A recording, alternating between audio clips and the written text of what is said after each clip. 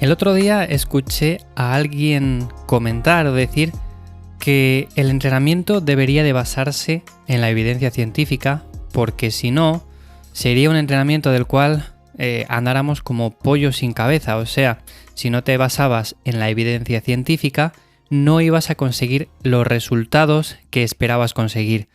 Y en cierto modo, la evidencia está ahí y es bueno utilizarla, pero a veces es mejor, o hay un punto en el cual hay que cerrar el libro, hay que ponerse a entrenar de verdad y dejarse de tanto leer evidencia científica.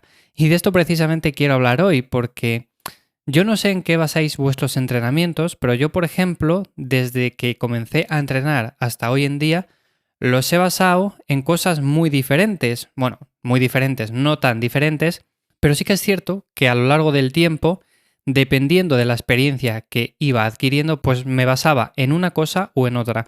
Yo, por ejemplo, al principio, como todos, me supongo, no tenemos experiencia, con lo cual esa parte la olvidamos ya. Evidentemente no podemos basarnos en la experiencia que tengamos, no tenemos nada. En ese sentido, en lo único que nos podemos fijar o en lo único que nos podemos basar es en la lectura, en aquello que estamos leyendo, artículos, estudios, post en diferentes redes sociales de gente que ya tenga más experiencia y copiar lo que hace otra gente. O sea, simplemente en un principio en lo que nos fijamos es en copiar lo que están haciendo otras personas que ya están fuertes, que ya han conseguido ciertos objetivos, y en lo poco que leemos o en lo mucho que leemos, da igual, pero nos tenemos que basar en eso.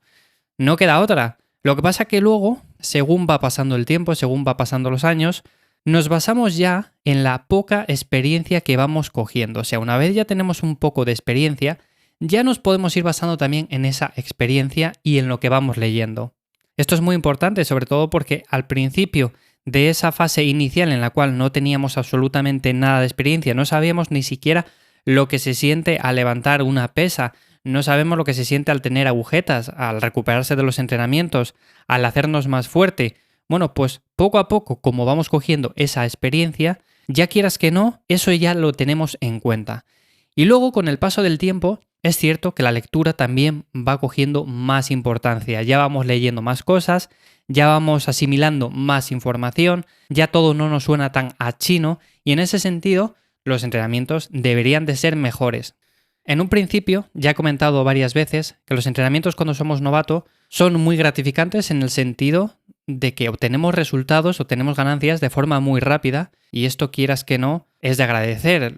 Luego, con el paso del tiempo, por mucho que sepamos, por muy bien que planifiquemos un entrenamiento, por muy bien que hagamos todas las cosas, los resultados no son tan gratificantes. Pero bueno, no quiere decir que no lo estemos haciendo bien, porque muchas veces confundimos el hecho de no conseguir resultados o conseguir pocos resultados con el hecho de que lo estemos haciendo mal y simplemente igual es que llevamos 15 años entrenando y los resultados, pues quieras que no, al final son más lentos. Luego la siguiente fase por la que pasamos normalmente suele ser el aplicar muchos estudios científicos y aquí es donde mucha gente se confunde a mi modo de ver. O sea, no puedes pasarte el día leyendo 500 estudios científicos e intentando aplicarles todos a tu entrenamiento o a tu planificación. No puedes hacer eso precisamente porque pierdes el foco, pierdes el punto de mira que tenías al principio cuando estabas entrenando.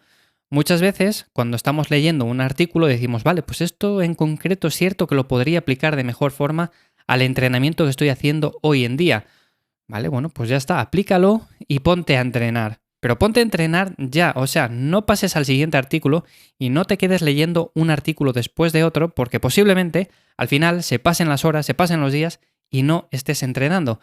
¿Qué les pasa a muchas personas? Que hacen esto precisamente, o sea, se pasan el día leyendo, se pasan el día comentando artículos científicos y luego cuando les preguntas si realmente entrenan, te dicen, no, es que en la última semana, en el último mes, en los últimos 2 meses, he estado muy liado estudiando estos artículos científicos y no he entrenado más de 2 veces. Bueno, pues evidentemente estamos perdiendo lo que en un principio queríamos ganar con tanto ansia, que es la experiencia. Entonces, en este sentido, hay una siguiente fase en la cual nos tenemos que centrar, evidentemente, en artículos científicos, como siempre.